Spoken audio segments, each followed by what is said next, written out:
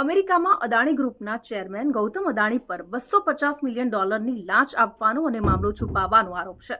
કોંગ્રેસ નેતા રાહુલ ગાંધીએ આ મામલે પ્રેસ કોન્ફરન્સ કરી હતી અને પ્રધાનમંત્રી નરેન્દ્ર મોદી પર ગૌતમ અદાણીને બચાવવાનો આરોપ પણ લગાવ્યો હતો.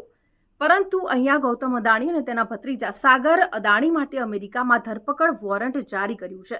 યુએસમાં જસ્ટિસ ડિપાર્ટમેન્ટના ક્રિમિનલ ડિવિઝનના deputy assistant attorney general Lisa H મિલરે અદાણી અને તેના સહયોગીઓ પર ભારત સરકારના અધિકારીઓને લાંચ આપવા અને ભ્રષ્ટાચાર અને છેતરપિંડી દ્વારા સોલાર એનર્જી કોન્ટ્રાક્ટ મેળવવાનો આરોપ મૂક્યો છે. જે પ્રમાણે હવે અહીંયા રાજકારણ પણ ગરમાઈ રહ્યું છે અને સાથે જ કંપની દ્વારા એક સ્પષ્ટતા કરવામાં આવી છે. અદાણી ગ્રીન્સ એનર્જીએ એક સ્પષ્ટતા કરી છે કે આ તમામ જે આરોપો છે તે પાયાવિહોણા છે. તમામ આરોપોને નકારી કાઢવામાં આવ્યા છે અદાણી જૂથ દ્વારા.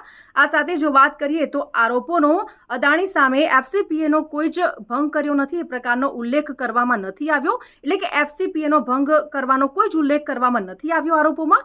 અને આ સાથે જ રાજકારણ એટલું બધું ગરમાઈ ચૂક્યું છે કે પછી એ સંજય રાઉત હોય કે રાહુલ ગાંધી, તમામ જે હથકંડા છે તે અપનાવવામાં આવી રહ્યા છે. રાહુલ ગાંધીએ આક્રમક અંદાજમાં પણ વાત કરી છે કે અદાણીની ધરપકડ કરવામાં આવે. તમામ અપડેટ્સ અમે આપને આપતા રહીશું, પરંતુ આપ અમારા ડિજિટલ પ્લેટફોર્મ સાથે જોડાયેલા રહો અને આવા જ અપડેટેડ વિડીયોઝ જોવા માટે સંદેશ ન્યૂઝના ડિજિટલ પ્લેટફોર્મ સાથે જોડાયેલા રહો.